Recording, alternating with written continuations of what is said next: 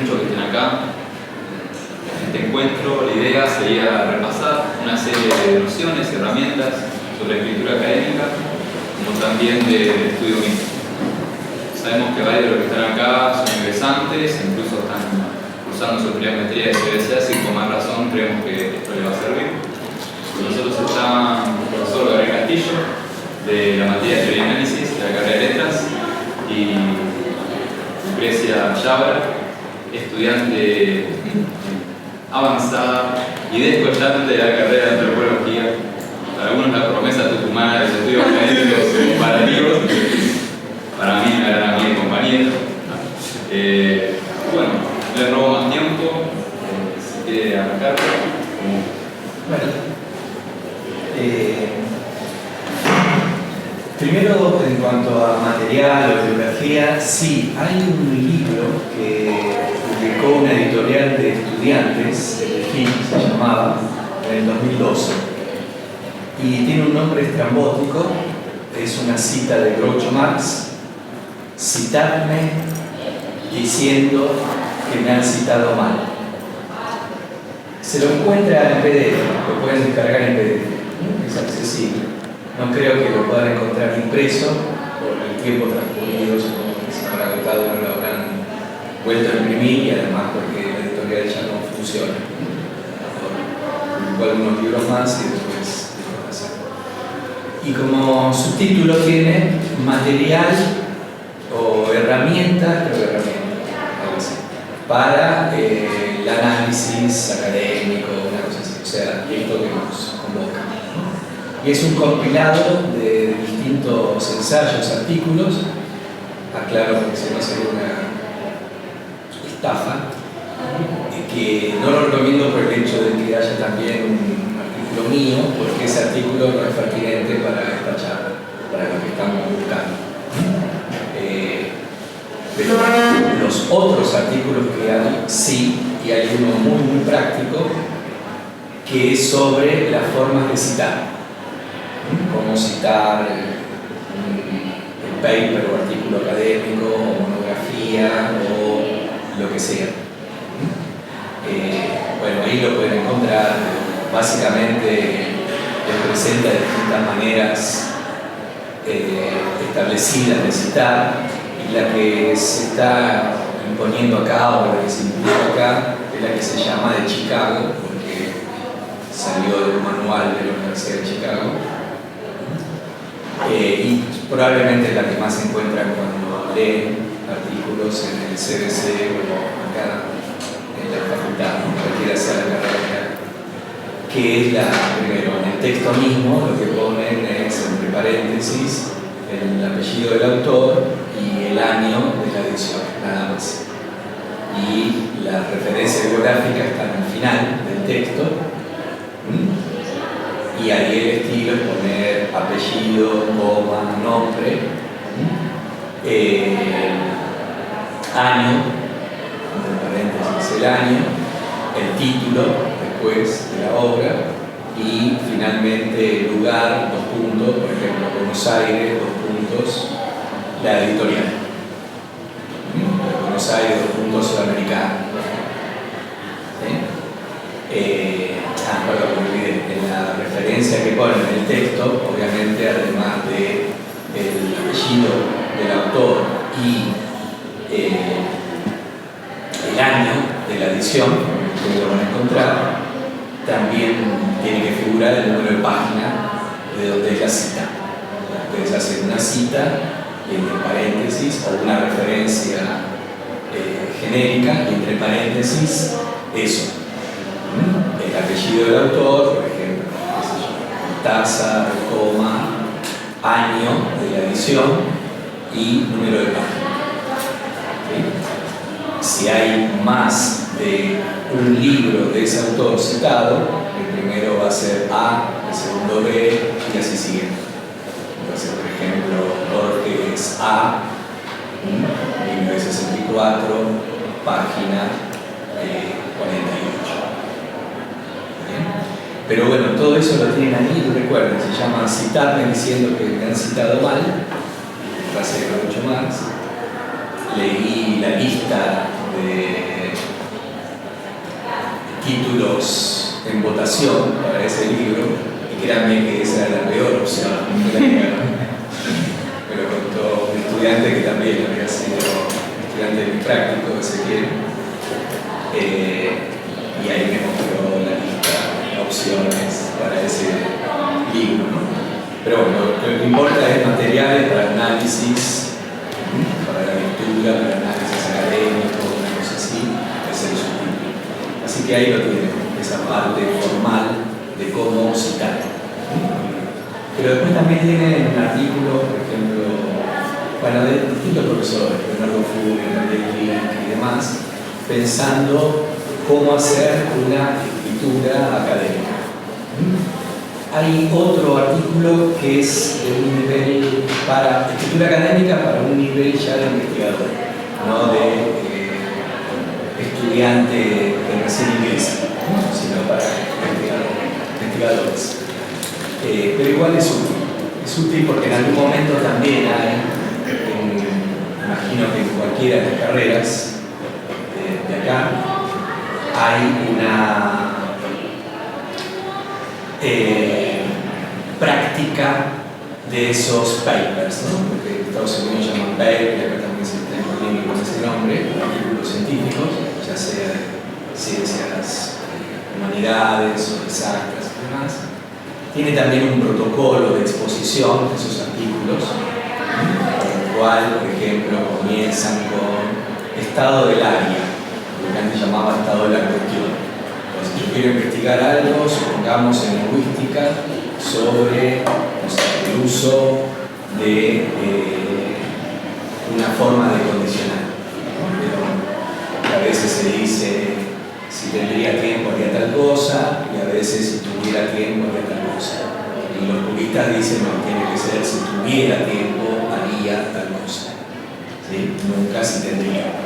Y con eso se está luchando hace años, porque de hecho hay un artículo del año 74 de la lingüista argentina, Beatriz Lavandera, que hizo un estudio para ver, o tratar de ver mediante cuestionarios, preguntas diseñados específicamente para detectar esa hipótesis que tiene en la cabeza sobre el uso de si tendría tiempo de tal cosa versus si tuviera tiempo de tal cosa. Entonces se le pregunta a gente random ese cuestionario diseñado especialmente, y ahí se elabora la hipótesis de que cuando se usa una forma el sentido es este, y cuando se usa otra forma tiene otro sentido.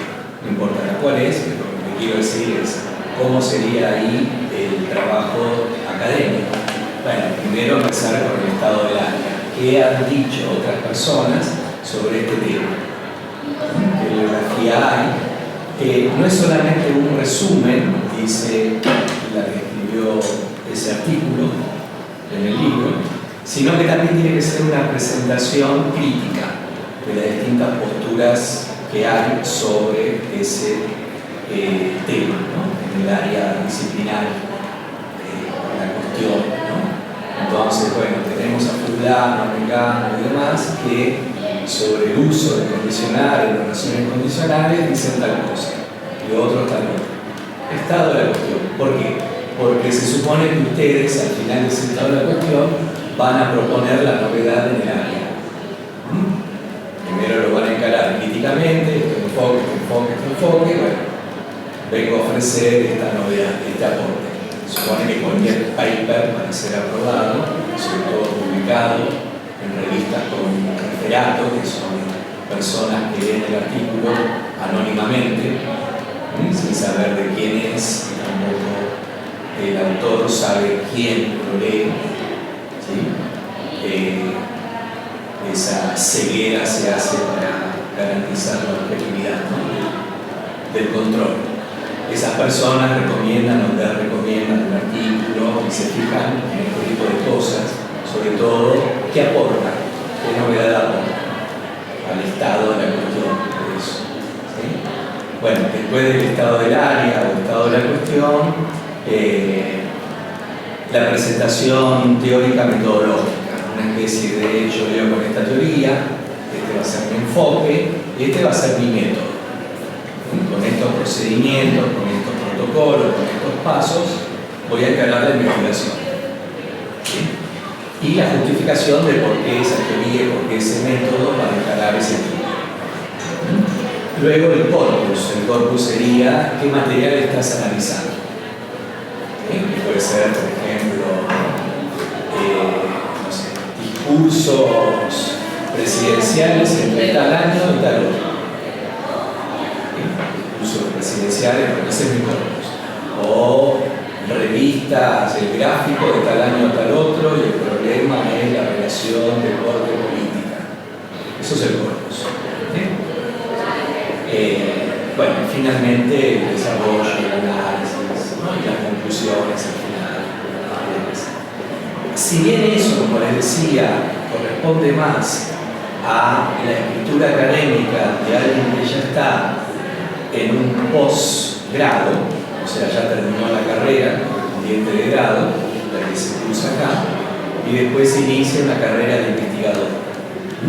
También es útil para los seminarios finales que se hacen en distintas carreras. Letras, por ejemplo, en lugar de una tesina, tiene la aprobación de 2 seminarios del año que uno haya elegido después del ciclo común, ¿no? A todas las áreas, a todas las orientaciones. Tienen que aprobar la licenciatura con 2 seminarios, y ahí los seminarios se aprueban con trabajos escritos, a veces lo llaman monografías, y ahí sí ya se pide este tipo de desarrollo,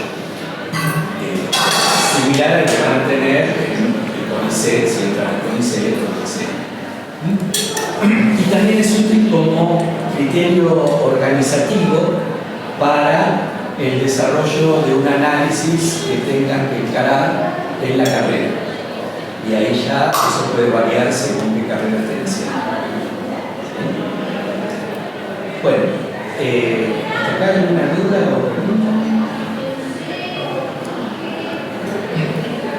Yo iba a decir que con el artículo ese de la bandera, ahora en sociolingüística nos hacen hacer como buscar gente y cruzarla en la calle y hacerle una pregunta de una forma y de otra, como para comprobar esa hipótesis.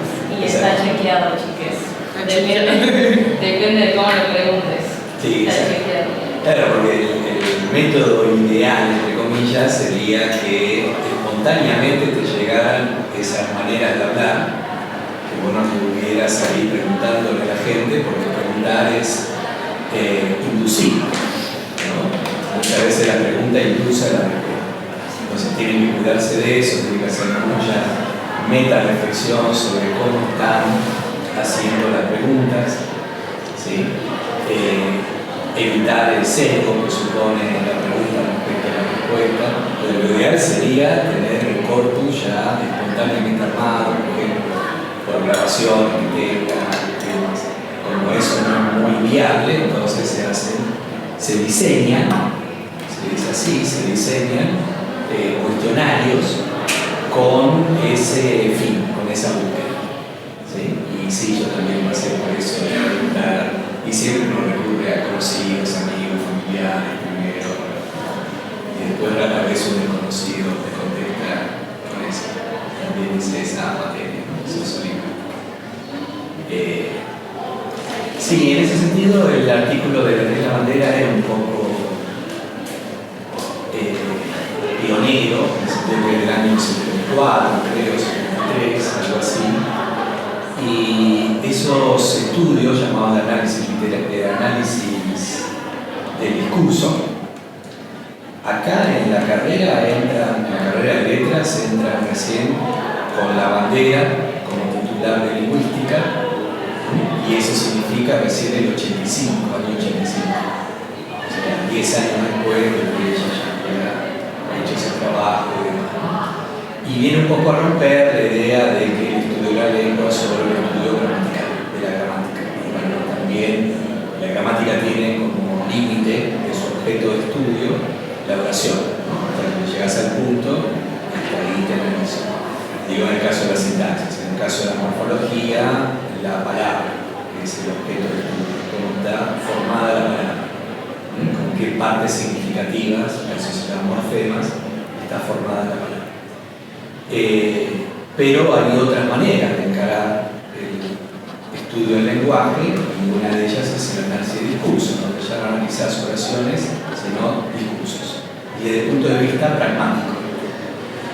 Esa es la otra novedad, la pragmática, novedad entre comillas, que está, diría, complementando, no compitiendo con el análisis gramatical.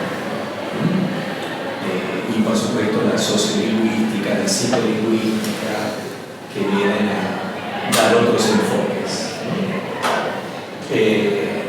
Bueno, entonces, ¿en qué instancias pueden encontrarse ustedes con la necesidad de escribir algo académico?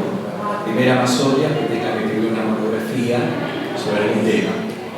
Te digo de mono, algún tema, sobre un tema. La otra son parciales domiciliarios. Por ejemplo, no sé si en todas las carreras de la facultad está extendida esa práctica, como les decía, en la carrera donde trabajo sí. Y por ahora, ChatGPT no debería ser un problema. Por ahora.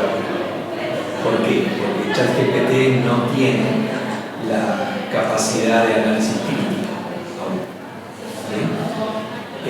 Pero eso va a depender de qué se pida en los parciales. Si te piden un control de lectura, un resumen de algo, eso ChatGPT lo hace perfectamente. Así que lo pueden usar, no lo usen, habrá cuestiones éticas, si lo responden o no. Para mí marca una vara. O sea, no pidas cosas que pueda hacer ChatGPT, pedí cosas que no las puede hacer. Que realmente no puede hacer análisis críticos, no tiene pensamiento crítico, ChatGPT. Por empezar, no tiene ningún pensamiento, ya lo saben, se supone. Pero simula muy bien algún tipo de pensamiento, como por ejemplo elaboración de resúmenes, lo hace muy bien, en general. Si vos le tiras un texto y decís resumen este texto, bien. Y después recuerden que tiene lo que sus creadores llaman alucinaciones, que básicamente manda fruta. Manda fruta mal todo el tiempo. Nunca te va a decir no sé, en general. Te va a contestar algo que inventa. Y también te inventa citas. Yo lo chequeo con análisis, por ejemplo, de un cuento que supongo que lo tiene conocido en su dataset, temas UNS de Jorge Luis Borges, y te inventa la historia. ¿Dónde? Citame la parte en que dice que pasa esto, y te inventa la cita. Y ya está. A veces te pide disculpas y lo apretás, esto no existe en el cuento, y otras veces te porfía, te insiste, bueno, pero la cuestión es que un análisis o un trabajo crítico de este tipo todavía no está al alcance de la inteligencia artificial. Probablemente en algún momento sí, probablemente no con esta arquitectura de transformers, sino con otra. Probablemente tenga ese límite, que no sea cuestión de aumentar la base de datos como entrenamos las redes neuronales de inteligencia artificial, sino de cambiar de método, se llama arquitectura, en la inteligencia artificial. Así que no se sabe, está el temor, ya lo he leído, que lo he firmado una carta para pedir que se detenga la investigación de inteligencia artificial, por los temores que habrán visto en varias películas, como Mujer, Ex Machina y otras. Es un tópico de la ciencia ficción, la autonomización de la inteligencia artificial y su volverse en contra de los humanos creadores de esa inteligencia artificial. Entonces, te decía, hay mínimamente esas dos posibilidades: que tengan que escribir un parcial domiciliario o que tengan que escribir un trabajo ad hoc, un trabajo monográfico. Entonces, si es un parcial domiciliario le comenté a Valentino que prefería hablar de mi experiencia sobre los parciales que tenía que corregir, mis recomendaciones a la gente que estudia en mi práctico para encarar ese parcial.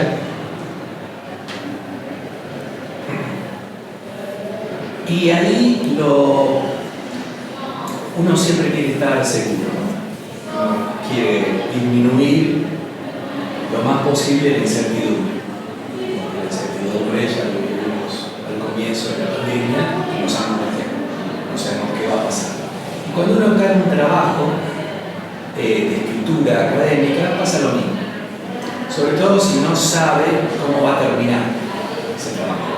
Si sabe cómo va a terminar porque es un relevamiento temático de un problema, y está más tranquilo porque bueno, hay que buscar el tema tal, en el autor tal, ¿sí? Y relevarlo. Pero si es un análisis de otro tipo, donde se busca que conecten datos de un universo de datos y conectar esos datos en función de las características que esos datos tienen, entonces encuentro características comunes en datos diferentes o características que de algún modo juegan, de algún modo se articulan, ya sea por diferencia, por semejanza, por alguna disposición arquitectónica complementaria. Uno conecta esos datos y ahí uno sabe lo que va a terminar. Y ahí sí que tiene que bancarse la incertidumbre de no sé en qué voy a desembocar haciendo esto. La incertidumbre que puede convertir en disfrute en el sentido de ahí hay una aventura intelectual. En cambio, en encontrar lo que ya sé que voy a encontrar, no hay una aventura intelectual. Hay una rutina, hay un procedimiento burocrático. Si soy prolijo aplicando esto, voy a encontrar. Y ahora es mucho más fácil que cuando sus padres o sus abuelos tenían que buscar en libros físicos esa información. Ahora podría estar palabrita, porque el infinito en la obra de Borges. Dale, tengo el PDF de las obras completas de Borges, palabra infinito con control F, y ahí voy chequeando. Ahí voy diciendo algo sobre dónde aparece, cómo aparece, ya. Ese es un trabajo tranquilizador porque no supone ningún desasosiego de incertidumbre ante el objeto de estudio, ante lo que quiero hacer. ¿Sí? En el otro caso es un poco más inquietante, pero también más placentero, porque siempre se van a sorprender con lo que encuentran. No es algo que habían previsto, que habían imaginado al comenzar el trabajo, para nada, porque de eso se trata de analizar. Realmente no es muy diferente a lo que hacen las redes neuronales, volviendo a esto, que de hecho es una metáfora. Ya se le eliminó red neuronal artificial, se eliminó lo de artificial, se da por hecho, pero el nombre originario nos dice que están pensadas tratando de imitar el funcionamiento de las redes neuronales naturales. ¿Sí? Entonces, simplemente un input que tienen, le tiran datos, por ejemplo, una cátedra de textos, y la red neuronal va a procesar en ese interior esos datos que le tiraron, va primero a transformar, a tokenizar, se llama eso, va a transformar las palabras en números. La computadora solamente entiende de números. En el código binario, 0 y 1, entonces todas las palabras las va a transformar en números. Obviamente, la repetición de una palabra va a significar en el texto la repetición de una serie numérica. Cada palabra es un número. ¿Sí? Pero lo que va a hacer ahí, en ese procesamiento de las redes neuronales, es la búsqueda de patrones. Ya de por sí identificar que esa serie numérica es una palabra es detectar el patrón, porque cualquier patrón es la repetición de algo. ¿Sí? Entonces va a detectar patrones y va a poner marcadores. Por ejemplo, lo que nosotros llamamos palabras de género masculino o femenino, para la IA esos nombres no lo va a tener, pero va a tener una marca de todas las palabras femeninas, de todas las palabras masculinas, porque eso también es un patrón. Va a encontrar que casa en general está cerca de la palabra la, y va a encontrar que los dos tienen el mismo patrón, lo de la a, ¿no? Lo del femenino. Una pregunta, pensando en lo de los parciales domiciliarios, ¿no? Que decías esto de como la originalidad, un poco esa incertidumbre, que yo pensaba con esto que veníamos viendo de escritura académica y como algunos lineamientos del estado de la cuestión o esas cosas, digo, ¿cómo podemos hacer? Porque también es hacer jugar como esa originalidad o eso nuevo que encontremos, pero dentro de cierto estándar para poder resolver esa consigna.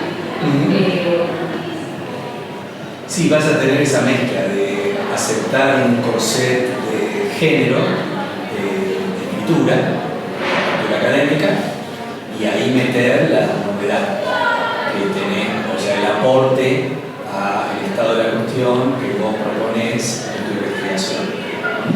Y el otro corset, además de ser del género, es el del estilo, ¿no? En el sentido de hay una jerga académica, hay un registro académico, si ustedes quieren, un registro. No puede decir, entonces el chabón me dijo tal cosa. Tiene que mantener un registro, que con el registro podemos acordar, está todo relativamente bien, pero ya saben que siempre que hay una regla está la posibilidad de transgredir, y que la originalidad más tarde o más temprano va a consistir en transgredir lo que hasta hace 10 minutos se consideraba intransgredible, obligatorio de cumplimiento y demás. Hasta que viene alguien, si tiene algún nombre, tiene más chances de éxito, que transgrede eso y se lo elogia por transgredir, y lo elogia lo mismo que antes descalificaban esas transgresiones en otro caso, ¿no? Lo justifican con que antes era error, acá ahora es intencional, tiene un sentido, produce un efecto, chanullo. Pero sí la jerga ojalá no la usen nunca, pero la verdad que funciona como una contraseña que le da acceso a la simpatía del docente que corrige, por desgracia. ¿Sí? Y es un arma de doble filo. Sí. Te puede salir muy bien o muy mal. Sí, pero ahorita en general se usa la jerga, salvo que se note mucho que más jerga que conocimiento. En general te la van a celebrar o van a decir, sabe de qué habla porque usa la jerga con la que hablamos de esto. Y así es muy fácil engañar a la gente. ¿Sí? ¿Qué sé yo? No soy partidario de la jerga, pero esto va a depender de las particularidades de cada carrera. Yo no soy partidario de la jerga porque en letras, por lo menos en el área de teoría literaria, hay una tendencia a privilegiar, ¿cómo lo digo? La consistencia versus la puntería. El discurso de un paranoico es muy consistente. No, mirá, yo estoy seguro que X y Z, X es mi pareja y Z es un tercero en la pareja, y estoy seguro que se hablan entre sí, que son amantes porque llamé a Z, no sé cómo obtuve el teléfono, me daba ocupado, después llamé a X, también me daba ocupado. ¿Qué otra cosa puede ser sino que estuvieran hablando entre ellos? Escuché ese argumento alguna vez de los hijos. ¿Okay? Bueno, sí, puede ser consistente, o sea, puede ser, pero otra cosa es que tenga puntería lo que está diciendo, que sea efectivamente certero, que sea así. Y en letras es muy común, insisto, letras tiene dos campos muy diferenciados, más de dos, por lo menos tres. Letras modernas, que tenés teoría literaria, y las distintas áreas de literatura, tipo literatura argentina, literatura latinoamericana, literatura extranjera, ese tipo de cosas. Después las lenguas clásicas, que hasta tienen un departamento independiente, latín, griego y eso, y la lingüística, el área lingüística. recostarse en her. O sea, sí lo hace, obviamente, tiene tecnicismo, pero no puede recostarse en que el trabajo sea consistente y no tenga puntería.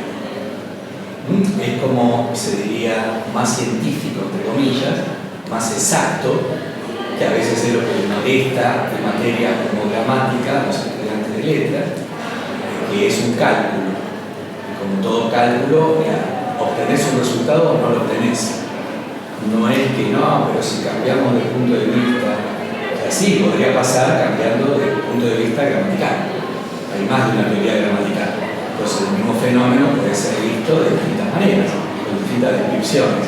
Pero digo, dentro de la misma teoría gramatical, por ejemplo, la teoría gramatical chomskiana o estructural, no hay muchas posibilidades de interpretaciones diferentes. ¿Sí? Es como un cálculo, como 2 más 2 es 4, bueno, salvo que me cambies de paradigma matemático, eso no va a variar mucho la matemática, va a ser así. En cambio, en el área de letras se privilegia bastante el chamullo, el guitarreo, el matar fruta, si es coherente, si es consistente, ¿sí? Si cierra. Entonces, con que cierre, ya lo postulo como, dale, esto es así. Y no, hay un abismo entre eso. Repito, cualquier paranoico va a tener un discurso consistente, pero es propio del paranoico no acertarle casi nunca. Cuando la acierta sale con la frase de a los paranoicos también nos persiguen. Sí, es posible. Y se puede constatar, pero tenés que demostrar aparte que efectivamente es así. ¿Sí? Recuerdo un episodio en que un estudiante hizo puro chamullo, puro guitarreo, ¿no? Nunca contestaba ninguna pregunta final. Y para mí tenía que ser desaprobado y para una colega era un 10.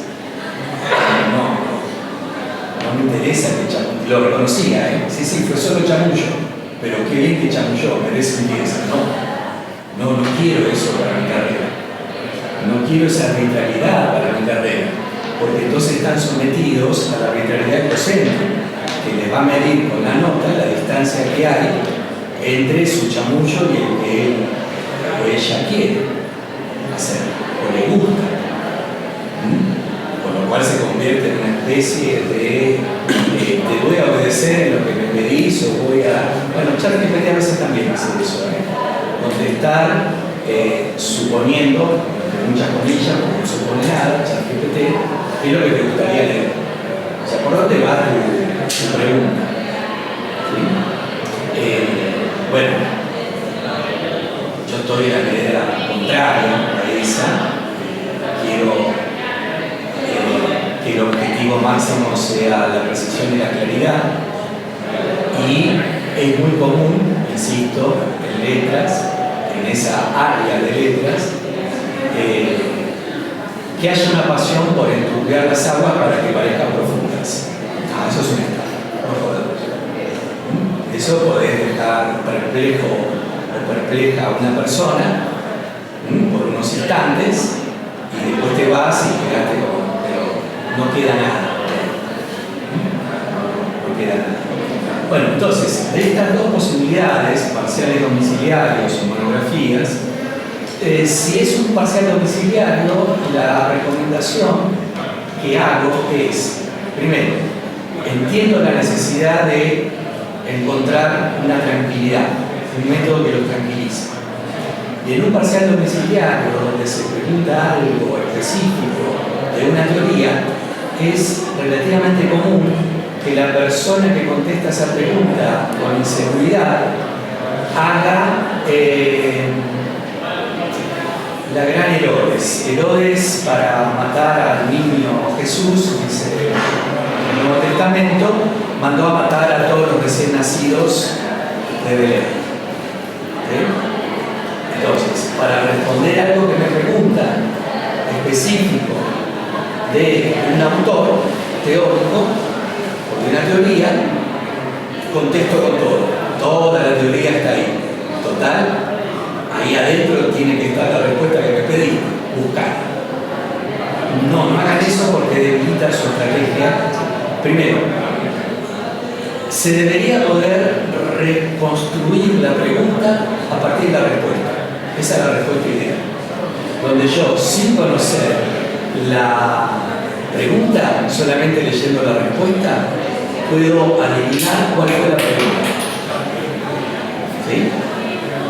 Está lejos de lograr eso el hecho de contestar a los errores, contestar lo que el tipo o la tipa esa teórica dice, completo, total adentro, va a estar lo que me pedís. No, ahí nadie va a poder adivinar cuál fue la pregunta. En todo caso, va a pensar que la pregunta fue exponer toda la teoría de esa persona. Y no, la pregunta no fue esa, fue más específica. ¿Sí? El otro problema que suelo encontrar en los parciales domiciliarios de la cátedra donde trabajo, lo que se pide no es la exposición de tal o cual autor o autora, lo que se pide es la interconexión de teorías, ¿no? Relacionar esta teoría con esta otra, y en esa relación está tu trabajo novedoso, que justifica que el parcial sea domiciliario, que lo tengas que pensar en tu casa y que no sea un parcial presencial en control de lectura. Porque eso no justificaría un parcial domiciliario. Entonces, si les toca un parcial así, que supongo que también los hacen en otras materias, en otras carreras, no hagan la gran Herodes 2 veces, o una versión resumida de eso, o incluso ser pertinente en contestar, en exponer el punto de cuestión de esa teoría, después del punto de cuestión de la otra teoría, pero nunca establecer el puente. No se olviden de la conexión, porque para exponer puntos de las teorías no hace falta un parcial domiciliario donde ustedes ponen de la bibliografía de su mesa o de su donde trabajen y ponen de todos los materiales. Entonces sí o sí tiene que ser de elaboración propia que aporte algo a esa conexión que se les propone desde el parcial. Por lo cual las preguntas no tienen que ser preguntas muy cerradas, tampoco demasiado abiertas, ¿no? También hay una astucia de las preguntas. Por supuesto, la corrección también tiene que ser amplia, porque tengo que poder aceptar conexiones diferentes sobre los mismos puntos teóricos. Obviamente, porque cada uno puede hacer una elaboración diferente de esa conexión. Hay libertad para eso, no hay ningún problema con eso. Entonces, no es que hay una respuesta correcta y un resto de respuestas incorrectas. No pasa eso. ¿Sí? Puede haber distintas respuestas correctas, porque se trata de la elaboración de una conexión entre temas, o entre posturas, teorías, etc. Un comentario que muchas veces cuando piden esto de comparar dos cosas, dos teorías, dos puntos de vista, lo que dicen los profesores es: por favor no me resumas una teoría y después me resumas otra, sino que puedas ir diciendo como las continuidades y las diferencias entre esas dos teorías, entre esos dos autores, entre esos dos planteos, pero que se note eso, la conexión, y justamente ahí va a estar la originalidad de tu trabajo, porque vos tenés en los textos las teorías, pero vos al poner esas similitudes, te llamó la atención de cada una, vas construyendo tu respuesta propia. Entonces eso está bueno tener en cuenta, que no son dos resúmenes, sino que tiene que salir algo nuevo de esas dos teorías. Exactamente. Bien, y si es una monografía, lo que tienen que hacer, un trabajo especial, una tesina o algún trabajo práctico final para un seminario, por lo menos en letra, como en la antropología, los seminarios se aprueban presentando una monografía, un TP final. Y probablemente se regulariza, o sea, se aprueba la cursada, presentando una también monografía que después puede ser el mismo tema que hagan para el final, o puede ser de otro, depende. Pero entonces, en situación de escribir un TP, un trabajo práctico, una monografía para la aprobación de un seminario, aun cuando en calidad de ingresantes todavía no estén cerca de la instancia de seminario, porque son instancias de la orientación. Se supone que en el primer tramo cruzan materias, no seminarios, ¿sí? Y después en el segundo tramo de la orientación, ahí sí, hacen seminarios. Pero da lo mismo si, por ejemplo, en una materia tienen como alternativa a un parcial una monografía. Bueno, ahí la cuestión es cuál es el objeto de estudio, ¿sí? Sobre qué va a ser la monografía, y está bien seguir esas pautas que les mencionaba sobre los papers, ¿sí? Que gracias puso ahí en el pizarrón. Está bien continuarla, seguirla, porque organiza bastante bien. Pero en definitiva hay relativa libertad formal para escribir eso, pero lo que no puede faltar es que presenten, bueno, obviamente primero de qué van a hablar, cuál es el corpus, ¿sí? Y después que presenten una hipótesis, cuál es la hipótesis que quieren demostrar. Después la demostración va a ser el desarrollo de los argumentos para sostener esa hipótesis, que entonces, si tenemos suerte, al final va a terminar siendo una suerte de conclusión. No exactamente la misma conclusión, pero muchas veces la hipótesis es un adelanto de la conclusión, porque uno la escribe al comienzo del trabajo ya habiendo hecho el análisis. No va haciendo el escrito ni va haciendo el análisis. A veces sí, no está mal, pero después en la revisión del escrito tiene que reformular el escrito hasta llegar a una versión más o menos estable, definitiva o apurada, porque tiene ese deadline, ese plazo para entregar.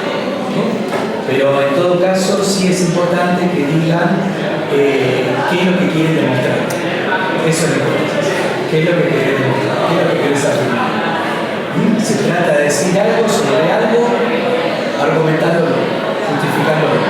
Es así de amplio y genérico la elaboración de un trabajo monográfico. Ustedes eligen el algo, el objeto, el tema, ¿sí? Y tienen que desarrollar qué es lo que dicen sobre esa cuestión. Y ahí va a depender de la carrera, de la materia, el tipo de argumentación que tienen que hacer, que tienen que contrastar, como mencionaba Lucrecia, el trabajo sociolingüístico, debe hacer preguntas. Entonces, con estas respuestas que obtuvimos, con este corpus de preguntas que hicimos, se puede avanzar la hipótesis o justificar la afirmación de que los hablantes usan sintetía tiempo y tal cosa para determinados sentidos y usan si tuviera tiempo y tal cosa para estos otros sentidos. Ahí encuentro una diferencia funcional en una práctica de arte, por ejemplo. ¿Qué más que pueda ser útil para esto? Yo he pensado por ahí dar un ejemplo, no sé, tengo que hacer una fotografía y cómo sería como hacer todos estos pasos, no sé, primero agarrar una hipótesis o un problema de investigación, cualquier cosa. Voy a dar un ejemplo de algo que estoy viendo ahora, que es, yo digo, bueno, en los bachilleratos populares que se siguen una línea de educación popular, también entra en juego la educación tradicional. Esa es mi hipótesis, mi problema. Entonces yo lo primero que tengo que hacer no es salir al campo a ver qué onda, sino que puedo ir haciendo un estado de la cuestión. ¿Qué se dijo antes sobre ese tema? ¿Qué se dijo antes sobre la educación popular, sobre el bachillerato, sobre la educación tradicional, la escuela, la educación? Me voy armando como una bibliografía antecedente que me permita después pensar todos esos temas. Pues digo, bueno, un enfoque teórico-metodológico. Yo hago antropología, lo voy a hacer desde un enfoque de antropo, digo, bueno, mis pasos, mi metodología va a ser esta, voy a hacer un trabajo etnográfico, un análisis de una etnografía del habla, capaz, depende de lo que vaya a estudiar. Después en el corpus va a ser toda la información que yo recopile cuando vaya al campo.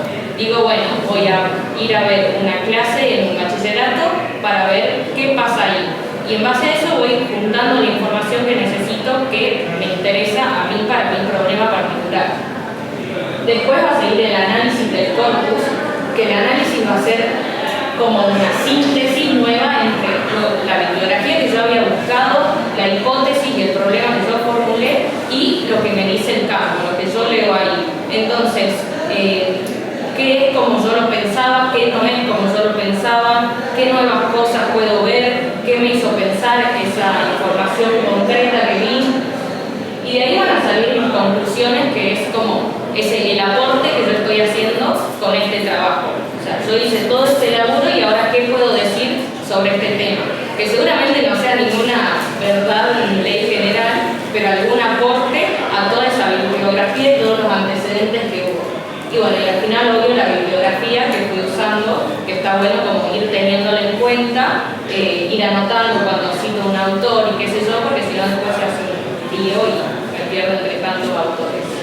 Pero eso sería como un ejemplo de cómo se van usando todos esos puntos que te ordenan a la hora de hacer cualquier trabajo de cualquier tema. Clarísimo. Y agregaría también la utilidad de hacer fichas, de ir fichando, por ejemplo, como estamos en humanidades, material que vamos a usar muchas veces va a ser textos, de bibliografía y demás, ¿no? Depende, no en este caso, que presencias una clase, vas haciendo anotaciones, pero en muchos casos sí. Entonces, fichas de esos textos, mapas conceptuales, todo eso puede ser muy útil. Entonces, el análisis del cuerpo sería como lo que te transmitió el trabajo de campo. Lo que ya aportó, o sea, el análisis del corpus. ¿Okay? La idea del estado de la cuestión es no inventes la pólvora. Entonces, sabé que ya se inventó, que se hizo y demás. ¿Sí? Entonces, el análisis del corpus va a ser, no vas a repetir lo que otros con sus análisis hicieron, ¿sí? Y, como dijo ella, vas a encontrar o vas a buscar, en todo caso, si tenés suerte vas a encontrar, suerte, disciplina, 90% de transpiración, 10% de explicación y todo eso, vas a encontrar algo que no se había propuesto, que no se había dicho, que no se había planteado, pero primero tenés que saber cuál es el estado de la cuestión, cómo viene el debate. Es como entrar tarde a un debate, no saber qué se dijo y repetir lo mismo que ya se dijo. ¿No? Entonces, no repita, esto ya fue dicho, fíjate, etc. Entonces, sí, la parte más creativa está en el análisis del corpus, que lo plasmás en las conclusiones. Entonces, por este análisis que hicimos, concluimos, bueno, eso no me gusta el concluimos, que se llama ese plural de modestia, esa primera persona de modestia, porque yo me represento una patota y en realidad es una sola persona, pero lo llama de modestia, pues se supone que se relaciona con lo posible. Yo concluí. Enfoque teórico metodológico, porque yo en la escuela hice una suerte de licenciatura, pero en el enfoque teórico le aportamos el marco teórico. Es lo mismo. ¿Sí?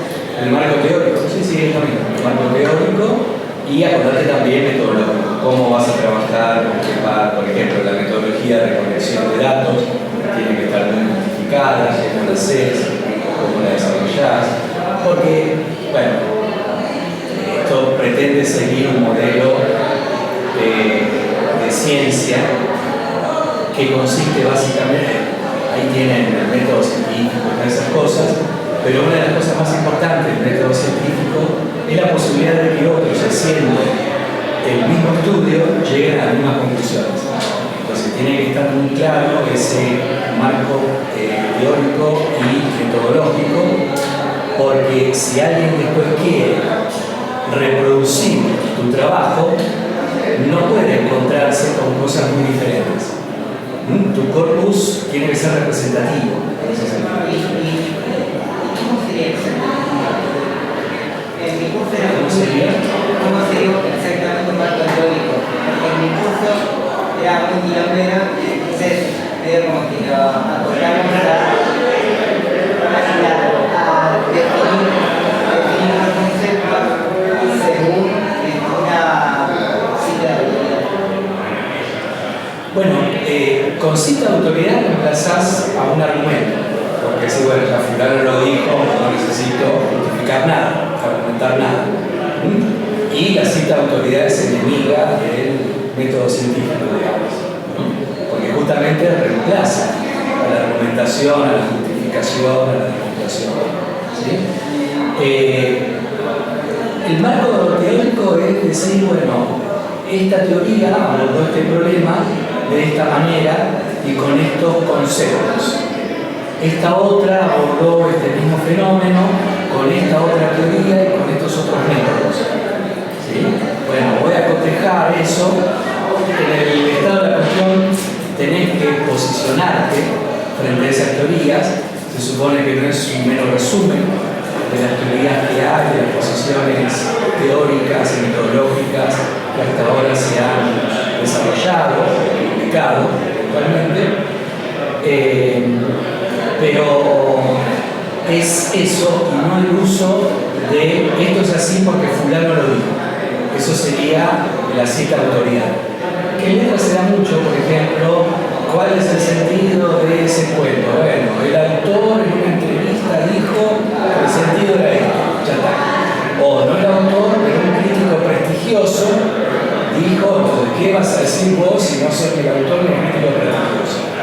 Dedicarte a repetir lo que dijo otro que, o por cercanía con el cuento, por ejemplo, por haber sido su autor o autora, sabe su querer decir, sabe qué quiso decir, entonces, qué mejor que ir a preguntar a eso.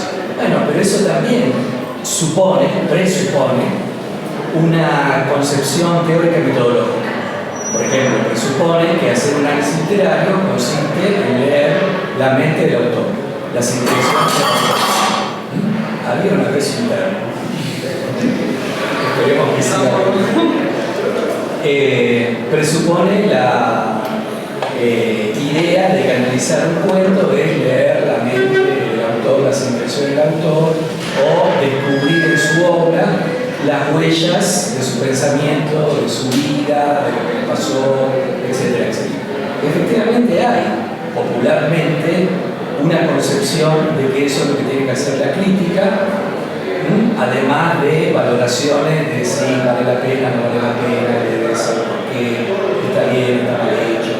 Pero hay otras concepciones del análisis literario que pueden prescindir de esas cosas, que pueden encarar de otra manera, desde otro ámbito. Hay veces en las que un cuento, el autor escribe un cuento para referirse a tales temas de tal manera, pero alguna persona lo interpreta de otra forma y esa forma de interpretación del cuento es más sagrada respecto que la propia autor. Sí, claro. Pasa con Borges el cuento del sur. En el cuento del sur, no espero que lo hayan leído, pero el cuento que Borges en el prólogo del libro dice: el cuento del sur, acaso el mejor cuento que he escrito, puede leerse de dos maneras, como una sucesión novelesca de hechos, pasó esto, pasó esto, pasó esto, o de otra manera, que se hace misterioso. Misterio que abandonan reportajes, donde la otra manera es el personaje nunca sale del sanatorio en que fue internado para una operación, tenía una septicemia, una infección generalizada por el corte que se hizo con el borde de una ventana recién pintada, entonces se infectó todo, una infección general, y en la sucesión de hechos novelescos, el personaje, Juan Dalman, sale del sanatorio y se dirige para convalecer tranqui a una estancia que heredó de su abuelo, que está en el sur de la provincia de Buenos Aires. ¿Sí? Y su sugiere Borges que ese viaje posterior a la estadía en el sanatorio es un sueño, un delirio que el tipo tuvo internado. Es más, Borges dice cuando le pusieron anestesia, cuando le clavaron la aguja para anestesiarlo, bueno, es de ahí el delirio que tiene, el sueño, ¿no? Lo que sueña es que muere en el sur en un duelo a cuchillo, porque va a morir, estrictamente el cuento termina, salieron del almacén al campo de la llanura para hacer el duelo.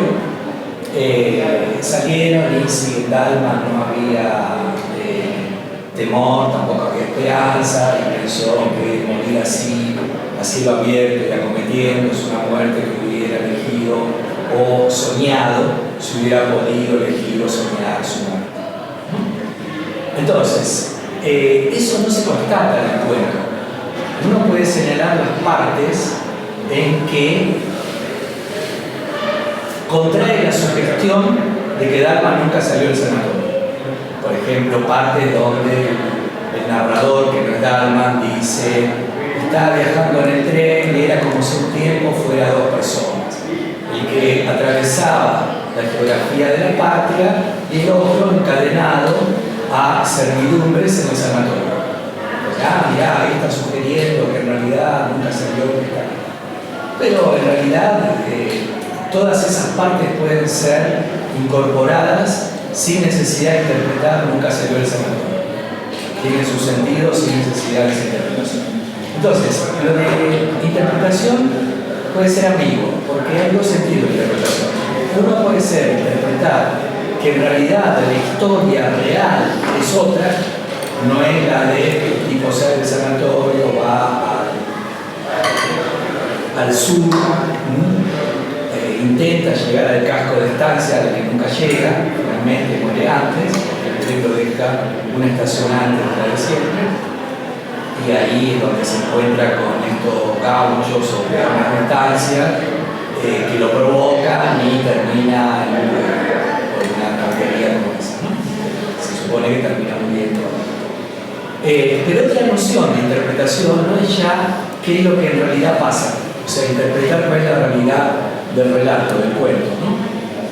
No, mira, en realidad es B, pasa esto otro. Yo te vengo a revelar la verdad del cuento. ¿Sí? Esa es una noción de interpretación. La otra noción de interpretación es, ok, aceptamos el elenco estable de hechos, datos del cuento. Si ustedes quieren incorporar lo de Dalma nunca salió del sanatorio, dale, lo incorporamos. Para vos el cuento cuenta eso. El chabón soñó todo, como en la noche boca arriba de Cortázar, pero con la diferencia de que no se explicita efectivamente en un sueño, sino que se lo deja sugerido, latente. Bueno, dale, incorporarlo como dato del cuento. Ahora empieza el análisis. Ahora tengo el universo de datos que voy a analizar. Porque el análisis va a consistir en la interrelación de esos datos, cualquiera sean para vos esos datos. No te voy a objetar, interpretar si esta verdad del cuento es igual que esta otra. ¿Sí? Entonces, interpretar puede ser disentir en el análisis del mismo universo de datos o disentir en el universo de datos a analizar. Para algunos el universo de datos incluye que Dalma nunca salió del sanatorio, para otros no lo incluye.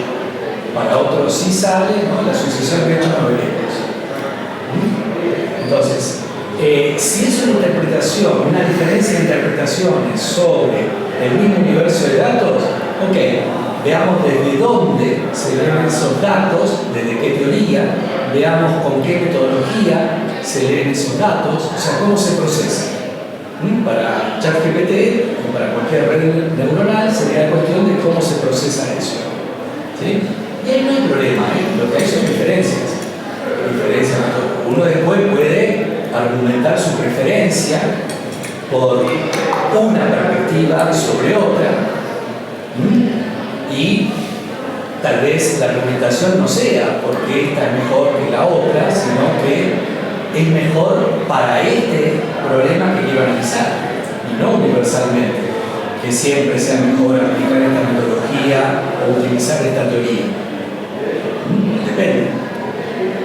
Lo que es cierto es que, además de esta posibilidad de paz entre las teorías, hay tensiones entre las teorías, hay peleas entre las teorías. ¿Sí? Desde ya, eso también pasa. Pero insisto, una cosa es que haya diferentes interpretaciones acordando el universo de datos. Bien, ahí veremos las teorías, los procedimientos elegidos para analizarla, para analizar el corpus, para hacer análisis, la metodología, etc. Si la diferencia es de universo de datos, y bueno, ahí sí puede ser más problemático. Ahí puede ser más problemático, porque entonces ya no es el mismo corpus lo que tenemos enfrente.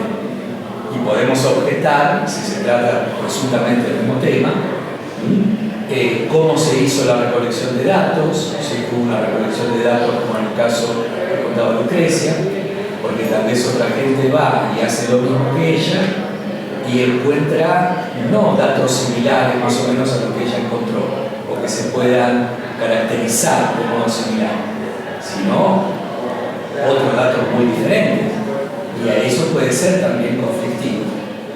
¿Hubo algún problema en la recolección de los datos? ¿Hubo algún problema en la metodología de la recolección? ¿Hubo algún problema en el análisis? ¿O es solo diferencias de las teorías que se están utilizando? ¿Sí? También con esa pregunta de que decía Juan Pablo de las interpretaciones y cómo abordar un problema, es un poco lo que preguntaba Maxi sobre el estado de la cuestión y el marco teórico. Porque justamente en el marco teórico vos recuperás otras teorías o cosas que se dijeron antes, pero no por recuperarlas porque encima nunca vas a terminar, sino para vos, como después poder sacar algo de cada una de esas teorías y decir, ok, esto me gusta de esta, esto no me gusta de esta, yo para mi investigación la voy a enfocar teniendo en cuenta esto y esto que me sirve. Entonces vos vas posicionado de una manera a recopilar toda esa información. Y eso lo tenés que explicitar en tu marco teórico y en el estado de la cuestión para decir de dónde sacaste todas esas ideas. Entonces por eso también es clave hacer el marco teórico en un primer momento.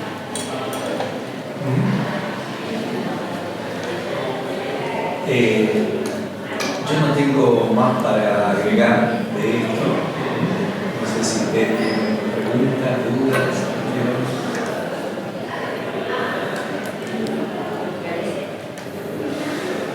Quedó más o menos claro. Todo esto es en el aire porque falta la práctica que hagan para eso.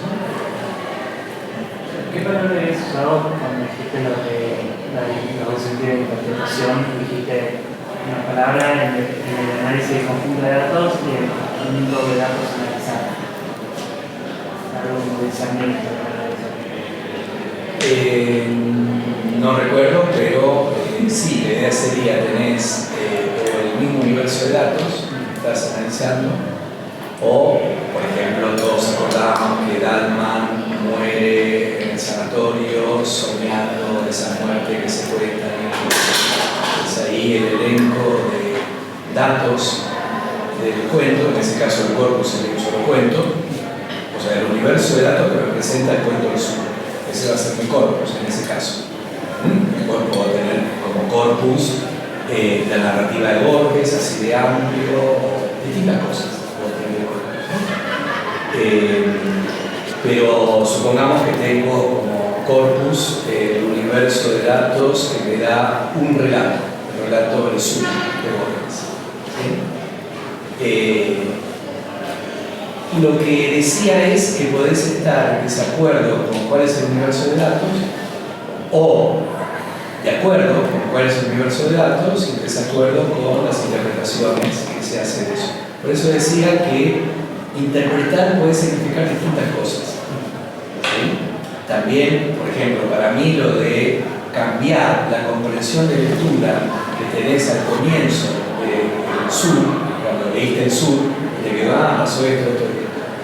Cambiarla por otra comprensión de lectura, en el sentido de, no, en realidad pasó esto otro, para mí ahí interpretar significa delirio hermenéutico. estás reescribiendo la historia. Eso es lo que digo. ¿Sí? Pero suponete que lo acepto, porque insisto, para mí no tiene que ser la meta del análisis decir cuál es la verdad del relato, qué pasó en realidad, sino el punto de partida del análisis. Bueno, este es el universo de datos, empecemos acá. Y lo otro, cuidado con, esto sí me gustaría agregarlo, con hacer conjeturas tan indemostrables como irrefutables. ¿Sí? Ejemplo, en un librito que publicó Borges con Guerrero sobre el Martín Fierro, se pregunta, se hace eco de lo que en ese momento se ve que circulaba en la crítica del Martín Fierro. Y se hace eco de lo siguiente: cuando pasaron una noche en el Pajonal, Martín Fierro y la cautiva, al huir de las tolderías, ¿tuvieron sexo? Bueno, en Martín Fierro no se dice nada al respecto. Entonces, Borges ahí escribe, la literatura es una convención, o sea, es convencional. No es un hecho real que yo puedo ir a chequear. Entonces voy a la zona del Pajonal y veo ese rato, lo que sea, o busco otros documentos. No, es una convención, es una invención. Convenimos que pasó esto, esto y esto. Y lo que no se me cuenta que pasó, yo lo puedo postular como en realidad pasó, pero eso queda en el rango de una mera posibilidad. Sí, es posible que hayan tenido, pero no se nos dice nada al respecto. Es interesante leer, si les gusta, en el último capítulo de la novela El proceso de Kafka, en la catedral se llama, aparece un cuento que Kafka publicó de manera independiente, que se llama Ante la ley. Tal vez lo conocen, tal vez no, un cuentito muy breve, muy corto, una carilla, dos. Y después del cuento, dos personajes se lo ponen a analizar. Ese análisis es muy interesante. Esos dos personajes son el capellán de la prisión, en el proceso a Joseph K.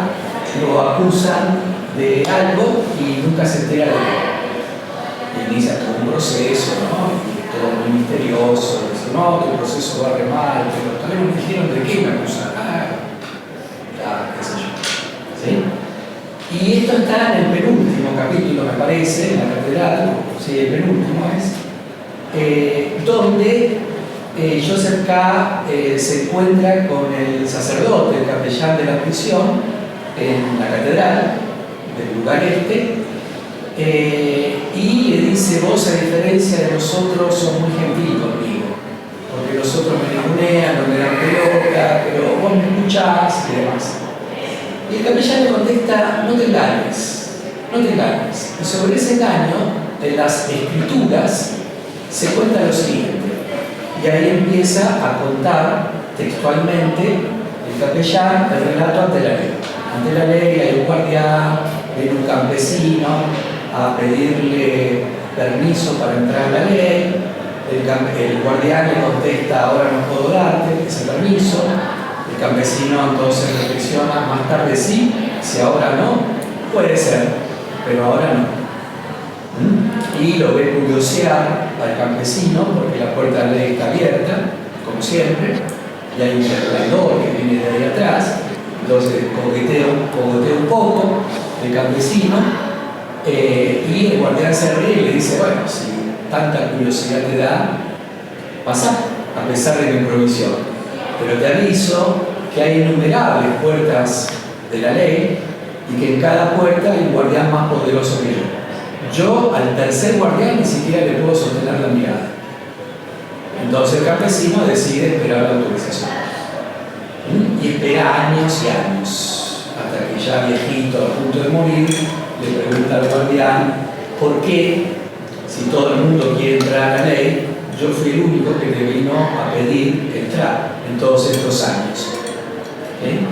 Y el guardián le contesta, gritándole al oído, porque ya estaba un poco sordo el campesino, y agachándose porque ya estaba encorvado, estaba disminuido el tamaño, dice el cuento, porque esta puerta estaba destinada solamente a vos.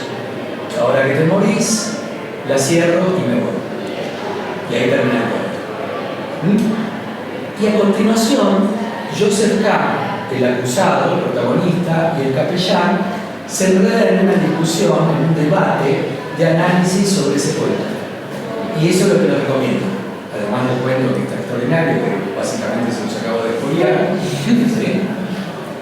También hay una película, El proceso de Orson Welles, en blanco y negro, está interesante.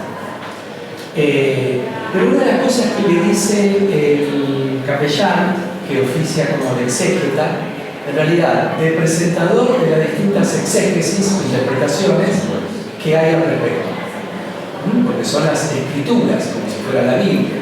Entonces se ha analizado, se ha leído mucho, se ha interpretado mucho.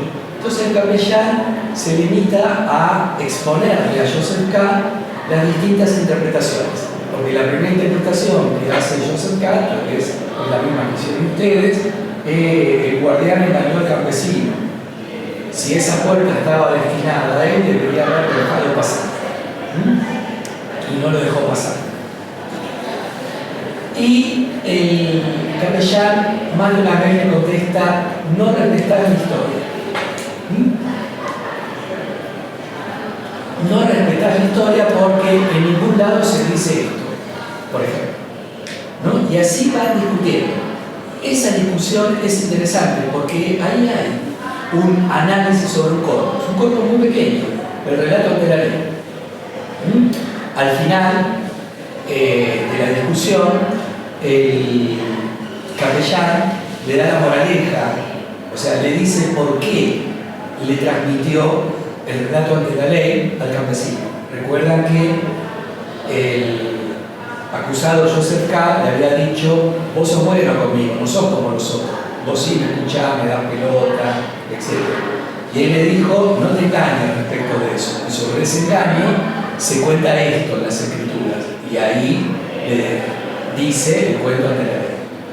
Y la moraleja es: vos sabés quién soy yo, dice el capellán. Sí, sos el capellán de la prisión. Bueno, como tal, yo pertenezco a la justicia. Y la justicia no quiere nada de vos. Te recibe cuando llegas y te despide cuando te vas. No le interesa nada. Eso también está reproducido en el cuento porque el campesino intenta sobornar al guardián para que lo deje pasar. Y cada uno de esos regalos que le hace el campesino, que es todo lo que llevó para bancarse la espera, el guardián lo recibe diciéndole: lo acepto solamente para que no creas que te faltó hacer algo, pero no podés pasar. ¿Sí? Y así con todo. Entonces, es insobornable esa ley, ese guardián, porque no actúa bajo una razón. Hay una pregunta que nunca le hace el campesino al guardián: ¿por qué no puedo pasar? Nunca. Ahí está el principio de la autoridad fuerte, ¿no? Entonces, es insobornable porque es irracional. Entonces, no actúa bajo ninguna razón y por lo tanto ningún soborno, ninguna razón, ninguna argumentación, ninguna súplica puede modificarlo. La ley te recibe cuando llegas y te despide cuando te vas. No quiere nada de vos. Es indiferente a vos. Eso es muy cristiano. ¿Sí? Pero les recomiendo eso, no hace falta que lean toda la novela, que además está inconclusa, porque es bastante separado. De hecho, insisto, el cuento fue publicado de manera autónoma, separada, por Kafka, en vida. La novela El proceso fue publicada después de la muerte de Kafka, ¿no? Por Max Brod, que fue su albacea, que tenía que ejecutar el testamento. El testamento decía: che, Max, amigo mío, quema todo. Y Max no le dio pelota y por eso tenemos El castillo, El proceso, novela que no había concluido. ¿Sí? Pero, insisto, es interesante porque el rigor que le pide el capellán de la prisión a Joseph K. es un rigor de interpretación. Respetar el texto. Perdón, no quiero hacer una aguafiestas, pero estamos medio pasados de tiempo porque habíamos calculado una hora. y queríamos terminar viendo cada uno como unos datos más técnicos, pero para que les quede que son bastante útiles a la hora de hacer escritura académica. Entonces, si les parece, lo vemos brevemente porque ya sé que estamos medio pasaditos de tiempo. Pero nada, era básicamente presentarles nuestras queridas normas APA. No sé si te escucharon hablar de eso. Las normas APA es de American Psychological Association, que son unas normas o reglas que se crearon para poder establecer estándares a la hora de producir un texto académico o de investigación. Entonces, son como indicaciones o reglas que tenemos que seguir para que nuestro texto cumpla con ciertos requisitos y sea legible o tengan todos los textos los mismos parámetros, sea acá, en Perú, en China, donde sea, sigan como esas normas. Hay otras normas, creo que Harvard, Oxford tienen las suyas, pero en general la más usada son las normas APA, que todos los años se van actualizando. Creo que la última es la 7ª edición o algo así. Y en general se las conoce porque se las usa mucho para citar con normas APA, pero también ahí pueden googlear normas APA y te aparece y da como indicaciones también de cómo tiene que ser el formato, la puntuación, la letra, cómo construir tablas, imágenes, todo eso. Está muy bueno, es clarísimo el texto, así que lo googlean en cualquier momento que tengan que hacerlo de escritura académica y va re bien. Pero bueno, en principio lo que nos queríamos concentrar era en las citas que nos insisten mucho desde que comenzamos la carrera y a escribir en citar, porque es muy importante que nosotros podamos acreditar que lo que estamos diciendo lo dijo otro autor antes, o lo pensó otro autor antes, o lo planteó en otro texto. Entonces, está bueno ir incorporando el hábito de reconocer que yo estoy tomando ideas de otra persona. Y también porque si alguna vez publicamos no queremos que nos denuncien de plagio, entonces es muy importante acordarse de citar. En general, una cita sí o sí nunca le puede faltar el autor, el apellido y el año de publicación de ese texto. Después, dependiendo de si es textual o no es textual, que ahora lo vemos, tengo que poner las páginas y todo eso. Pero siempre voy a necesitar autor y año de publicación. Después tenemos también la lista de referencia bibliográfica, que es la lista enorme esa que nos aparece al final de los textos académicos en los que citan a varios autores, que es los autores de los que sacaron ideas o que citaron a lo largo de todo ese trabajo. Y esto narrativo entre paréntesis lo vemos ahora, pero es básicamente cómo puede aparecer citado. Las citas textuales son en las que yo reproduzco de manera exacta lo que dijo un autor en otro texto, que son las que aparecen entre comillas y sin cursiva, que muchas veces se la pone con cursiva, en las normas APA te dicen que es sin cursiva. Y de nuevo, autor, año, y acá sí necesito sí o sí la página en la que aparece esa cita, para que después si alguien ve esa cita y quiere buscar en dónde estaba, la busca en la página. Y acá tengo dos ejemplos de dos maneras distintas de citar. Esta sería una cita que se llama parentética, que es entre paréntesis, básicamente. Y acá una cita narrativa, que yo voy mencionando esa información dentro de el párrafo, dentro de la oración, y no pongo todo al final. O sea, yo puse acá, como plantear Costas 2008, ya nombré el autor, la fecha. Entonces acá no vuelvo a repetir todo, sino que directamente pongo el número de página. Y también esto, o sea, son dos formas de citar, pero también es un recurso para darle énfasis a cosas distintas. Acá yo le estoy dando énfasis a la cita, porque puse directamente la cita y al final de dónde la saqué. Pero si yo pongo como plantea Costas, estoy dándole importancia al autor. O sea, es relevante que Costas es quien plantea todo esto que se dice. Entonces también es como una estrategia para ir dándole distinto sentido a lo que nosotros vamos escribiendo. Y esto no es tan importante, pero les quería mostrar que las citas textuales largas se citan de una manera distinta. En general es cuando es de más de 40 palabras, se hacen como bloques de citas, que es esto, lo pongo con una sangría determinada y al final siempre el autor, el año y la página. Pero cuando son muy largas se hace eso, que es un bloque de citas. Que también está en las normas APA, te dice cuánto de sangría, cuánto de margen y qué sé yo. ¿Qué es la P de APA? ¿La P de APA qué significaba? American Psychological Association. Y después están las citas parafraseadas, que sería no reproduzco las palabras textuales, sino que retomo esa idea y vuelvo a plantear la idea de otro autor, pero con mis palabras, que ahí en general lo ideal es poder ser lo más fiel a las ideas o en el sentido de que lo plantea ese autor a esa idea, aunque no lo reproduzcamos de manera textual. Y acá no necesito el entre comillas, como autor y año, el número de página no es necesario, pero sí en las normas APA lo recomiendo. Y de nuevo, hay distintas maneras de citar cuando parafraseo.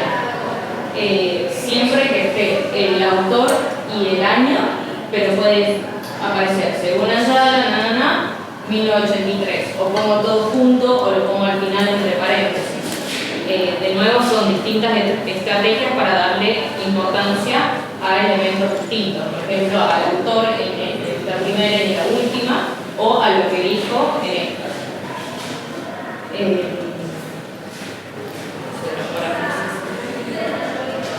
Bueno, y después al final de los textos, que era lo que hablábamos acá después de las conclusiones y de la bibliografía, es esa lista de referencias bibliográficas, en las que el orden ya no es solo autor, fecha y página, sino que también pongo el título del trabajo, título de dónde lo saqué y la fuente. Y acá puse como una pregunta guía, puso el compañero Valentina, que son quién, cuándo, qué y dónde, que te orientan en la información que necesitas. Y es importante que siga ese orden. Siempre primero el autor, después la fecha, título del trabajo y la fuente para la recuperación. Y acá tengo una imagen que lo muestra muy claramente. Acá, esta es una cita con normas APA. El nombre del autor, la fecha, la información del título y la información de las fuentes. Y acá es un ejemplo de cómo nos aparece al final de los papers en general, en orden alfabético, el apellido de los autores.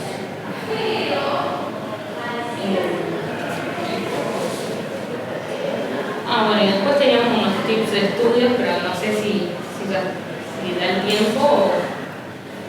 Bueno, pero como había mucha gente del CBC o por rendir los primeros parciales, pensamos que estaba bueno dar algunos tips cuando voy a agarrar un texto.